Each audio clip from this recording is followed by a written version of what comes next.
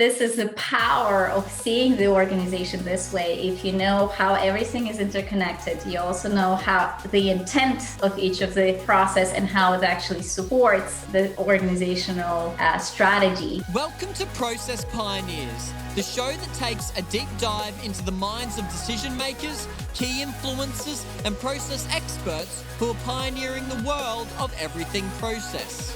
Welcome to another episode of Process Pioneers. My name is Daniel Rayner and I'm the host of Process Pioneers.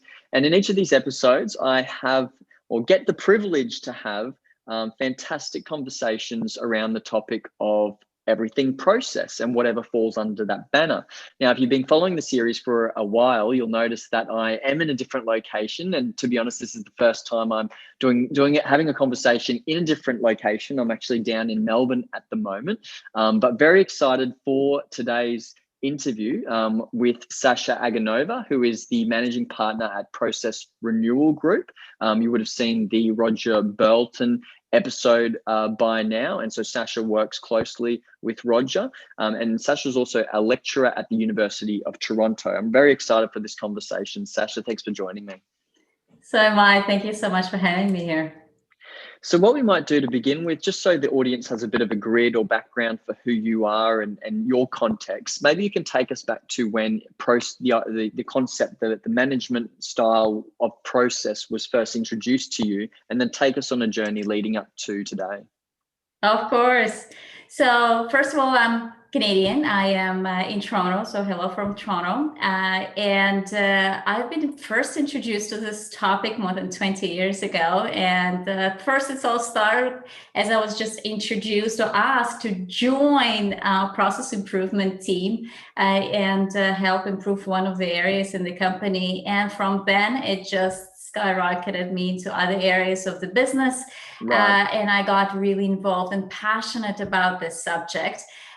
So after that, I was involved in a startup, so organizing businesses. I was helping as part of operations. My last operational role was as a director of a process architecture of Loblaw. It's one of the largest retailer here in Canada. Right. And now, so for the last 9 years, I've been in consulting, helping companies all sizes in different industries around the world. I've been helping companies in financial industry, in oil and gas, in retail, you name it. So, and it's been an amazing journey. Also, as you mentioned, for the last 2 years, I'm lecturing at the University of Toronto. And one of the, I think, another thing about me, which I'm really, really blessed that I met such a brilliant minds and had an opportunity to work with them, like John Zachman, like Michael Roseman, like right. Roger Burleton, like Gilles Moraine. And it's absolutely amazing community that where I learn from and get my motivation and inspiration to go further and apply those learnings to what we do at Process Renewal Group. Yes, that's great. And over the last 20 years, how has BPM developed and changed, and how, have organizations been adopting and implementing it well, or what have you seen? Because I know, like, from the people that I talk with, some organizations don't have a number of the key ingredients in place to make sure it's a success, and sometimes that can mean that they don't look at it again, or they're not interested in BPM, whereas actually there's a whole lot of value there for them if you implement it correctly. Well, define correctly, right? So first you asked, in terms of 20 years, has it changed, and what is the, in terms of a maturity as well, right? So I'm sure, I don't know if you asked that question from Roger Burleton, but if you would go from just the process engineering or looking only closer to lean, and then it became more of a business process management as a discipline, where it's going to go next, we will see, and we'll discuss probably with you what pandemic did with it as well. It is all very interesting journey. Is there one way of saying, well, this is correct or not correct? By all means, through my experience of running, I don't know, probably close to 100 projects in the different organizations. It's all very, very different. It all depends what the organization needs. Is it just organizing a certain area? Is it improving, again, as a transformation? Is it actually setting it up as an ongoing process-minded people working around and keeping processes an asset? It's all very, very different. And every single thing out of it will need its own, capabilities in place, either tools, abilities, and techniques and methods. So it really, really depends. What are you hearing for, right? So what are you trying to achieve, and where are you going? So that's why, for me, and I'm sure your audience knows about the maturity stages or maturity levels. When you say, well, there's 1, 2, 3, 4, 5, and then, it means that 2 is probably, better than 1, and then 4 is better than 3. Well, it depends. Right. Depends what you're looking for. The organization might not need to go into that level at all. And also you probably can start, and I've seen multiple organizations not necessarily starting from 1 and then moving to 2, but actually right away starting from 3, because for some organizations it needed or necessary for ERP implementation. So you have to jump into 3 right away. And then move towards next levels. So, right, you have to be very careful in terms of saying, well, there's no such thing as a better level. It's what's right for your organization at that point of time, for those needs that you have right now for the business. Yes, right. And for those that are listening right now, that maybe they're from an organization where they're at a lower level of BPM maturity, maybe they haven't even started yet. They don't really have an understanding of their business processes. Are there key ingredients or foundational elements that are necessary, regardless of the objective of what you're trying to get out of BPM? So, necessary ingredients. Well, one is a motivation to actually even take a look and seeing if you want to go forward, right? But I will always say, where do you start? And you don't start with getting the buy-in or starting educating everybody what the process is or the benefits of the process. I would go step backwards and say, well, okay, what are the current needs of the business? And all, of course, that would pertain to our process world. And it could be, well, we're really lacking role clarity. Our quality of data is not there. We really disjointed and seeing things very, very functionally. It could be a number of things. We don't know our processes, so we don't know what to automate, or actually somebody's pushing the, system at us and we're gonna automate that processes. So you name it. So identify those first, right? So what are the needs? And then, okay, if you identify those needs, so who would be the beneficiaries? Who would actually benefit from that? So if it's role clarity, hey, listen, every single individual, every single associate in the company will benefit from role clarity. If you can just find the place, what your role definition is, what are you responsible for, what are the rules that apply to you whenever you want to make the further changes or not. So who is the beneficiary? Or maybe it is just a certain process owners. Maybe you don't have process owners yet, but it's a managers, or it could be, I don't know, internal audit. There are so many beneficiaries of our work, of what we can do, but you have to identify what they are and what you would provide for them. And then from there you drive, well, okay, what do I need for it? Do I need a full-blown process architecture? Probably not right away. If you're just supporting a smaller team, a smaller group of people, you just need to understand where it would fit in. But don't rush into this full-blown BPM model that needs every single process to be modeled and your architecture to have every single aspect, from KPIs to capabilities, connection to everything. So be very careful and mindful, because otherwise it's going to be very hard to prove your ROI to anybody, who's supporting or sponsoring your effort.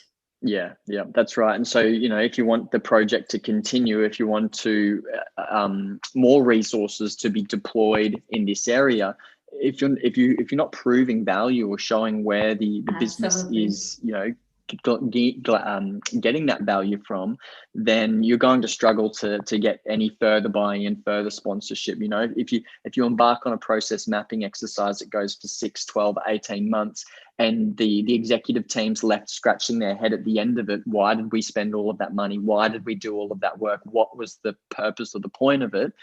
You can pretty confidently say that program or piece of work is going to be shut down pretty quickly.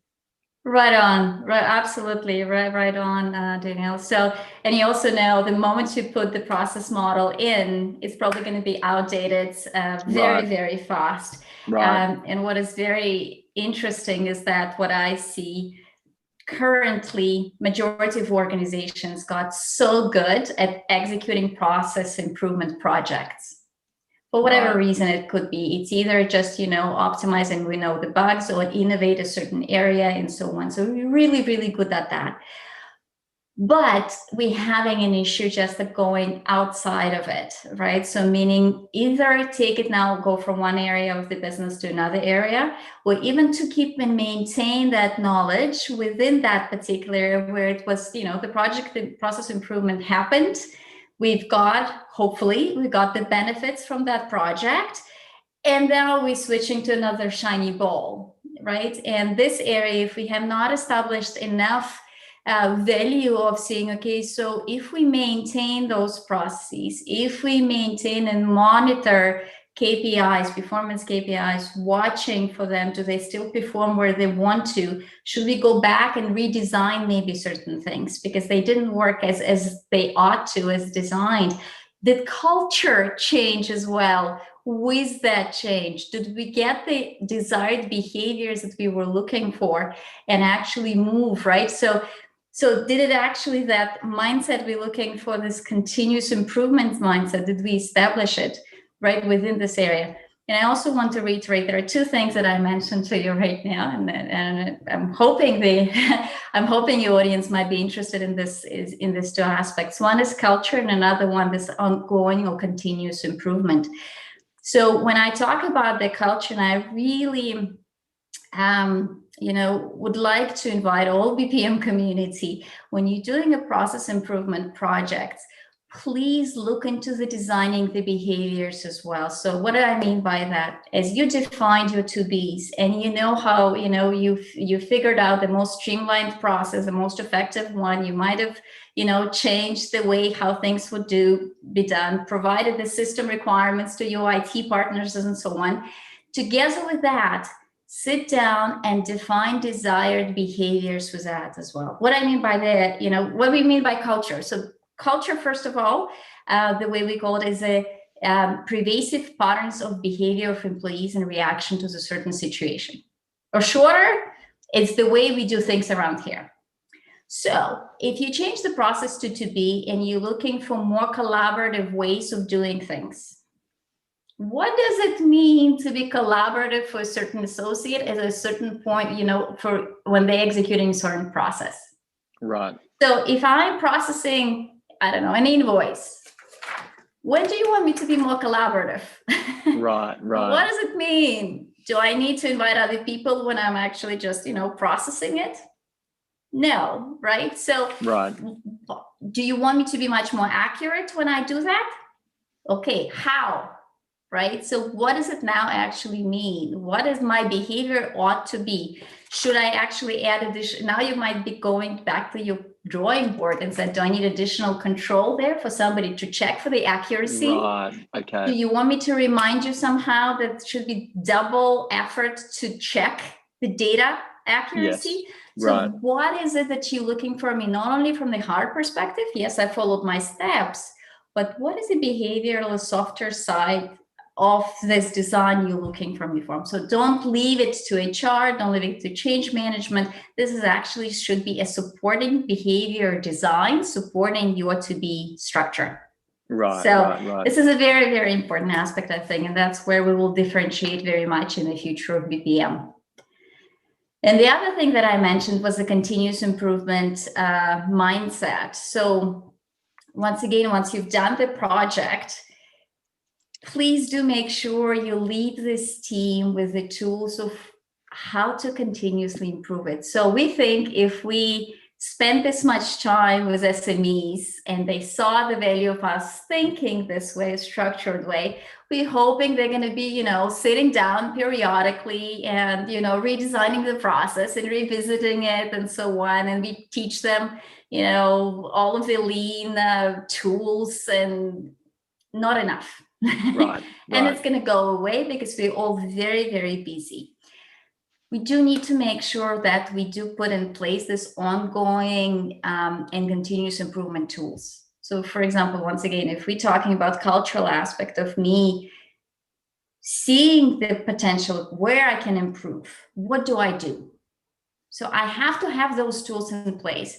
I see that I have, some improvement on my, screen. I want the fonts to be bigger. Small thing like that. The fonts need to be bigger because we're all getting older and, the screen is on. What do I do?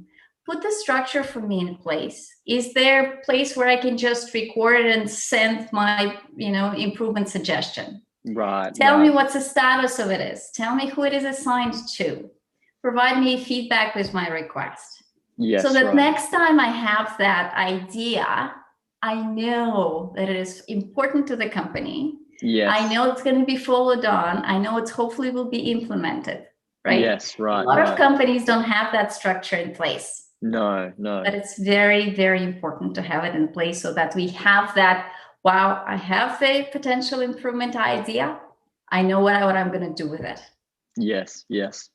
That's great. And I think that there would be a lot of fantastic ideas stored away or locked away in the minds of subject matter experts, process practitioners, the frontline employees, the people that are actually carrying out the work, that if they're not given the space to bring forth their own ideas, because I think if they're the ones that bring forth the ideas, but not only that, they're not only the ones that bring forth, I guess, the pain points and the problems and where they've identified areas that could be improved, but they also bring suggestions forth as well. That's goes a long way when trying to get that process ownership.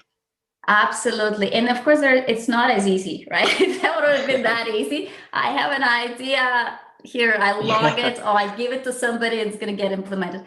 It's not that easy. There are a lot of even BPM tools that do allow collaboration. So you actually can go into the process map. If you can go to the process map, you can even mark it and put the notes on it. And then your super users, SMEs, or process owners would take that suggestion. Hopefully we'll, now group it with us as suggestions and would organize process improvement project. And then,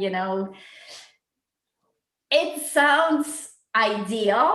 I have never seen this actually working, in my experience. Right. However, I have seen a separate, or the ways of how to improve, or separation at least, of the autonomous improvement. So what I mean by autonomous improvement, if I'm aware, and that's a big thing to be, if I'm aware of the processes that I'm responsible for, I know the boundaries of my improvement. So for example, and so if I have, a color black of my notebook, and I want to change it now and red and use red, because in black is my day-to-day and in red is my, ideas, I should be able to go ahead and change the color. Right. Unless there are other processes that would have a say in what color is my binder. Right, okay. And it could be for, 5 S's, it could be for whatever reason that somebody else is using the same artifact and it is important for them. So yes. Again, going back, if for my autonomy, if I'm aware what I'm responsible for, what I have the authority to do and a decision-making rights, I should be no problem changing whatever I want within my boundaries. Right. But the moment I might impact somebody else up the stream or down the stream, my processes, then I should let others know or now actually log my request for improvement or for the opportunity so that it's either BPM team or cross-functional process owners could take a look at it and now organize into particular projects or initiatives. Yes, right.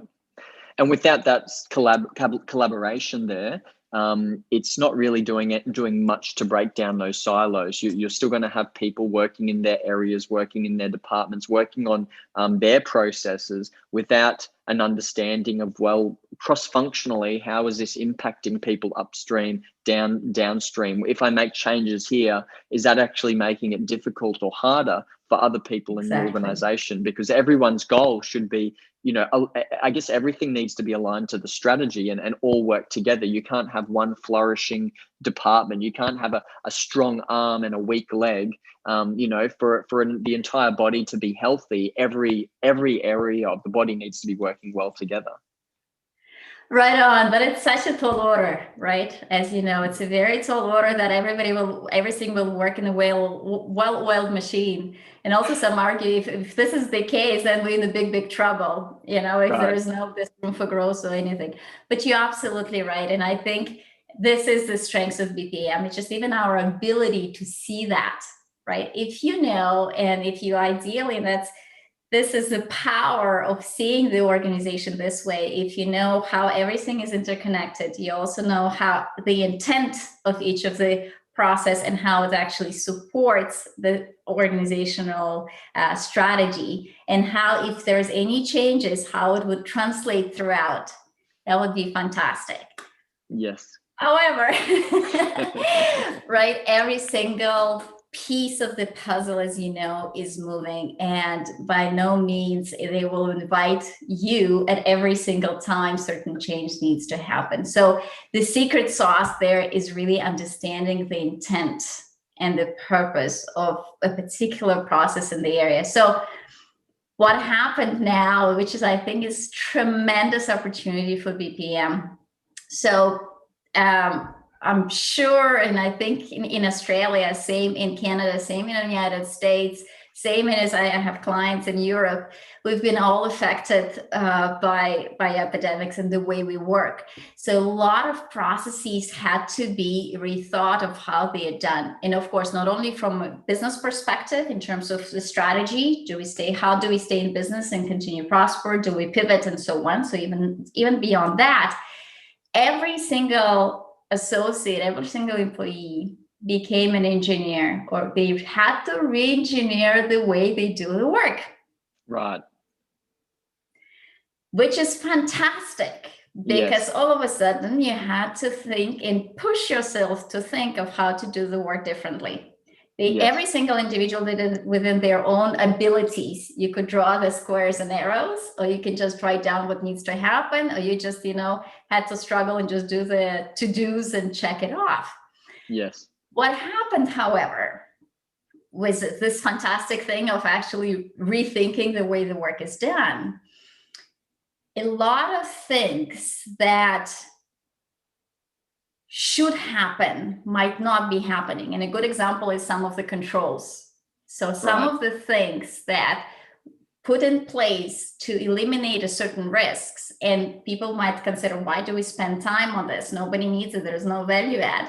They got forgotten.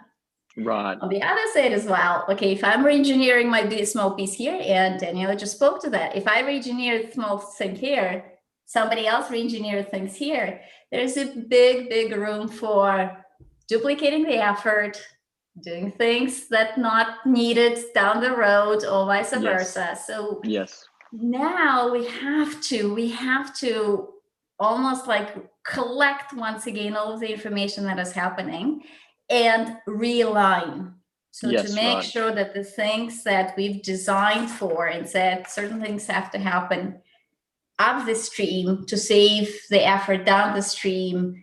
Right now, it could be all very, inefficient. It could be, as I said, just even more cumbersome, even though in the beginning we had to, right? Like you have to go into this spike of rethinking of how I'm doing the things just to stay, remote, to make sure that, we're doing things a little bit differently to accommodate this new requirements and demand that we need to do. So what I would be very interested to see how the companies are gonna get just after this. So right now it became new norm. So even if we do such a small thing as, majority of organizations have their performance evaluation. So either once or twice a year, where you sit down with your manager and you review, here's the goals, here's task, here's what's accomplished, here's my development plan for next year, and so for next period, and so on. Yeah. If we add such a small thing as just adding, write down your main things that you do. Let it not be amazing if it's a process maps, but if we don't, even just writing down with a verb and a noun, here's what I do, and give that opportunity for the manager to discuss with you once again, there will be a lot of conversations of, I didn't know you do that. Oh, you do that? So maybe we'll do there, and so on. So really promote that conversation that we always wanted to, right? So it is reviewing what the individual is doing in the concept of the process. Right. So that would be kind of opportunity number one. The opportunity number two, if we as architects or process engineers collect that information from a single individual, we'll be able to puzzle it all together again and start looking for those inconsistencies, duplications, complications, and so on. It would be such an amazing thing. And I know a lot of people in our community are afraid to go bottom up. I'm not, because this is the thing that we can actually normalize it, in wording and so on, and put it into the overall picture, into the overall landscape of the processes that happen. I think that would be absolutely amazing opportunity for a lot of companies to do that, and a big boost for BPM efforts in the organization, because your architecture might be up to date if we do this review of every single individual, processes performed, at least once per year. Yes, right. And I think this, as you're saying, this last year, it's been very turbulent for a lot of organizations. It's really, disrupted a lot of things and disrupted a lot of processes that, the way things have been done for the last 5, 10, 15, 20 years. And I think, there were some organizations that were more prepared than others, more prepared in either that they knew their baseline, they knew what their existing processes were, so they knew, and they were continuously improving. So making further improvements or changes weren't a big leap. Then another organization, for example, that are sitting there, in an office tower filled with everyone one day, and then the next day everyone spread out across the country, to being like, wait, what's everyone doing again? What's that person's role? How does that person link with that person? And I think that, that I guess it, COVID, or the year that we had last year, it really, it forced organizations to change. You had to change. You needed to change. Yeah. And I think one topic that it sort of highlights or brings up in my mind is, I guess that balance between making those small incremental improvements, those small tweaks, those minor changes. I guess when I say that, I'm thinking about, putting out fires, solving pain points, solving problems, but then who's creating the future? And which organizations are creating the future? Because if your organization is not creating the future, there's another organization out there that will be. And if they create the future, you're going to have to be playing by their rules. It's almost like revitalizing, right? So, and as you said, well, nobody's thinking about the future, so it's actually vice versa. They took your company, they put you into the future. Figure it out. Yes. Right? And depending on your abilities to change, and some companies were able to change much faster than others, and they won because as you said, there are multiple factors at play. It is knowledge of the processes and the assets and capabilities that you have and everything. But one of the most important things that it is, again, I might, as an individual who has to re-engineer the work or the way I do things, I might not know how to structure the process, how to actually, describe it. But one of the biggest benefits BPM does is bringing the intent, or explaining why you need to do things the way you do them, why there's a particular step, why do you. So the moment you know the why and have that intent even in the back of your mind, your actions or the way you're going to do certain things are going to be in alignment with that intent. So here's an example. So you need to prepare a marketing plan or whatever. You could say, okay, I'm going to just take, everything I know, and here you go. And then I'm going to pass it to the next person. Oh, wait, I had to get an approval. Oh, screw the approval. I don't need it this time right now. Because I'm on timelines and I cannot reach a certain person. It's not just, turning around and going to another cubicle. Now you actually have to reach people online and so on. So just forget the step. So all of a sudden you miss certain validation. You miss certain, threshold approval that it will need to be, certain risks that somebody could have actually told you about, and so on. So just because it is easier for you, you could have, missed steps. And once again, if you understand the intent, so intents for this approval, not just somebody's, formal signature, there's a certain roles and responsibilities that are laying within this small process step that's called obtain approval. If you understand the intent, you would not skip the process step, right? So Yep. Once again, it is about, we talk about the mindset of the process mindset and so on. It's understanding what is the work that needs to happen and why. What is the purpose of it? And if you get that, then you will structure your work in the way to actually serve that intent. Yes. And that's the power of BPM. Yes, that's right. And I think it's, it's a huge vulnerability as well for organizations that don't understand what's going on, because, a number of things could happen from right now and like when that employee leaves the workplace till tomorrow morning.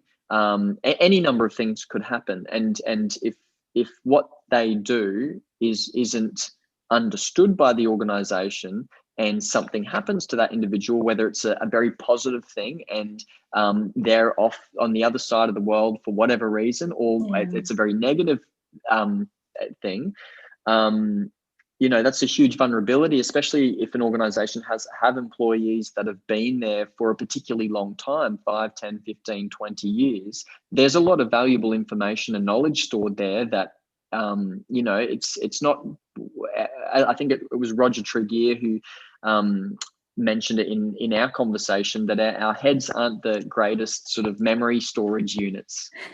That's right.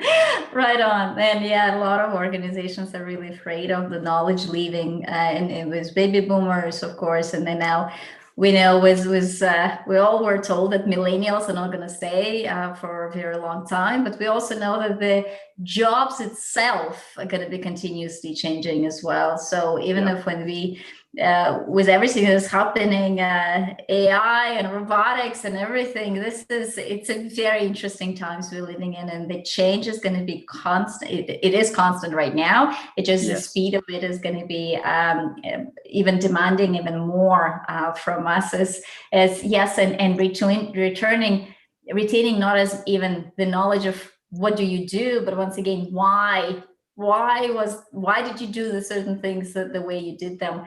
And yes, we try to do as much as possible. So here's as is, tell me what you do the procedures, so it's already, of course, helping. But once again, I want to reiterate that, and this is my biggest learning from self-managed organizations. I'm probably, I don't know if you've had a chance to speak to some of them, people who are talking about self-managed organizations, so self-managed organization, what's so specific about it, there's no managers.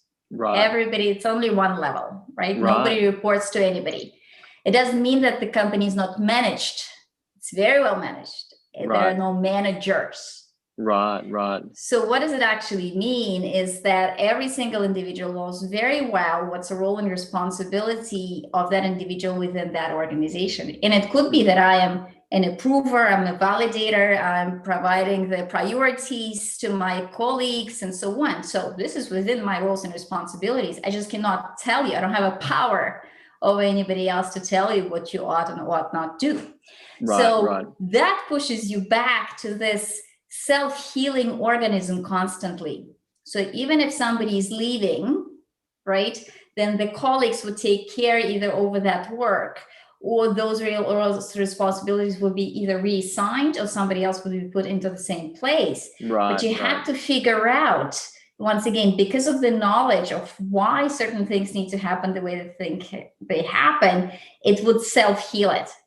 Because once again, that's rarely that organization would say, hey, BPM team, come and fix it.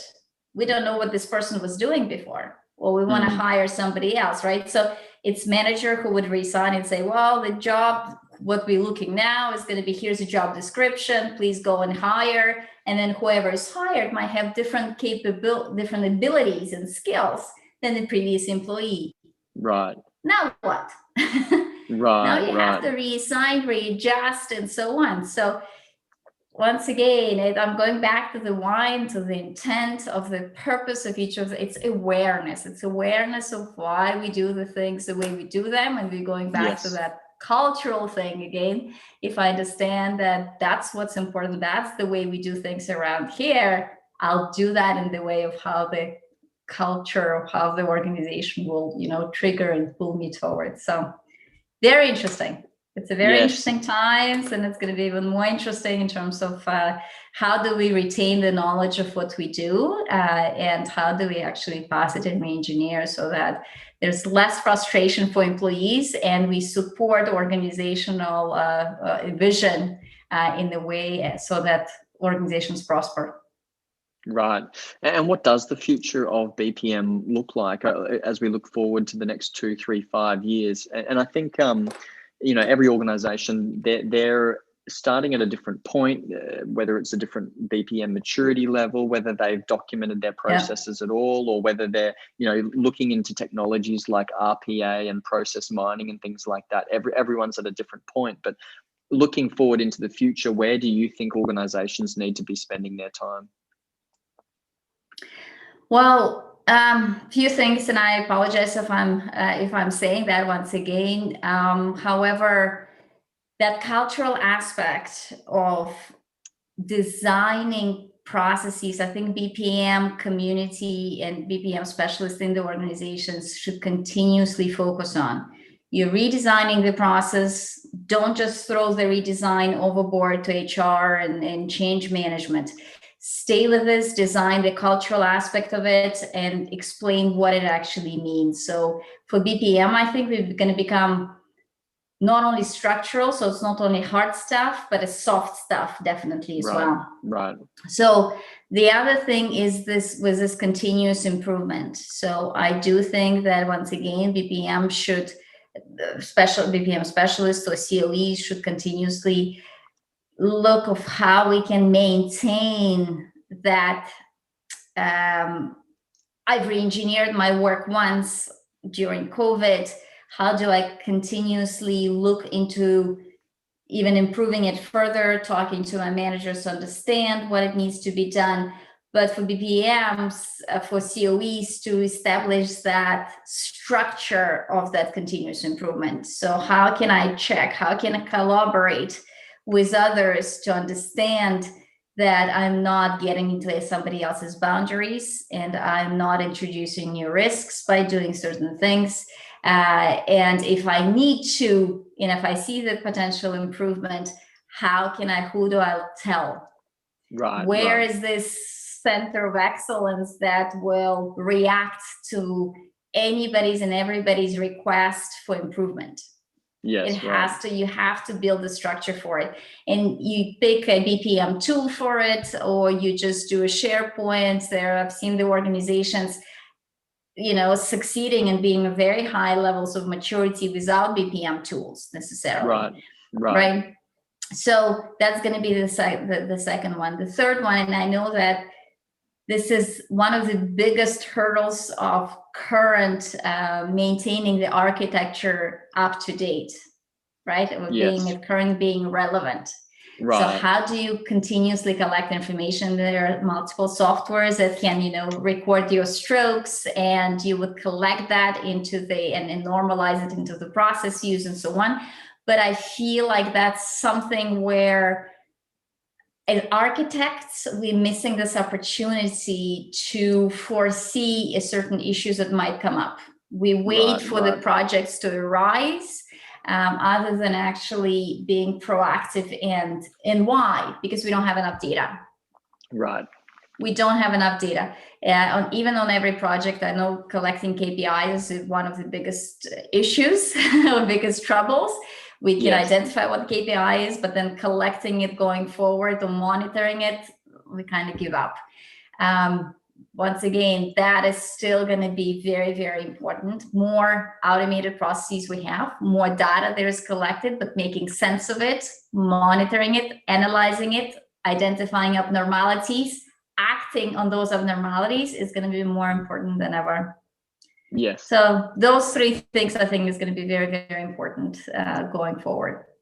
That's fantastic. And for someone that's listening right now, that maybe this is the first time they're really, diving into BPM and what does it mean and what can it do for our organization, and how do we what are the foundational elements that we need to get in place before we dive into it too quickly? Like they're learning, just in the 40-minute conversation we've had, they're learning again, we're only scraping the surface, but they're learning a little bits about BPM.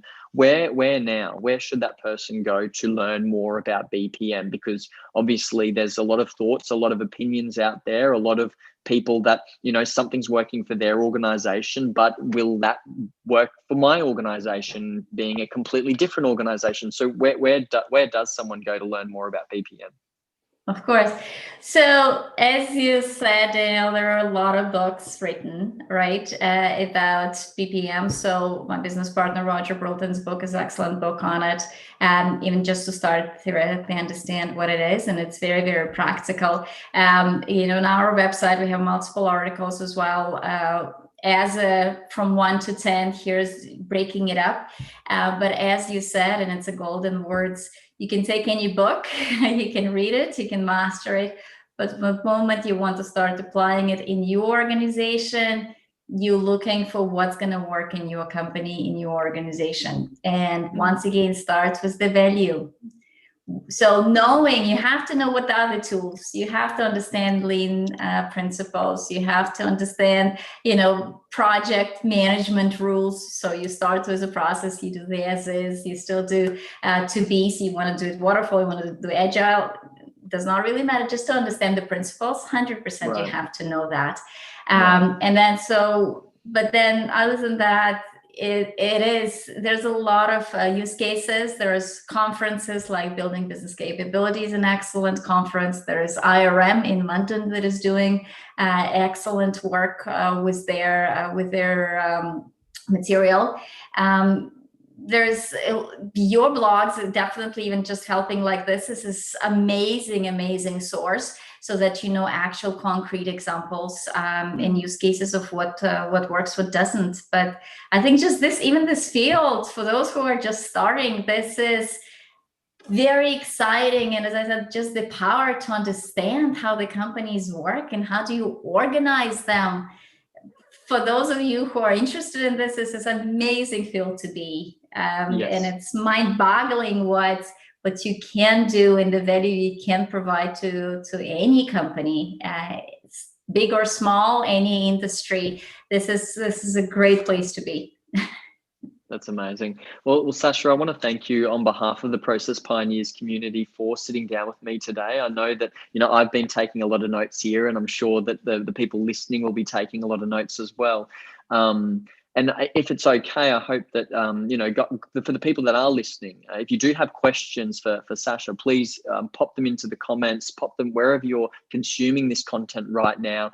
Connect with Sasha on LinkedIn, reach out to her if you've got any questions about our conversation today, because there's been a lot. We've unpacked a lot, but at the same time, we've only been scraping the surface. So I encourage you to continue that journey of learning, understand, find who out there is where you want to be or is further down the journey than you are.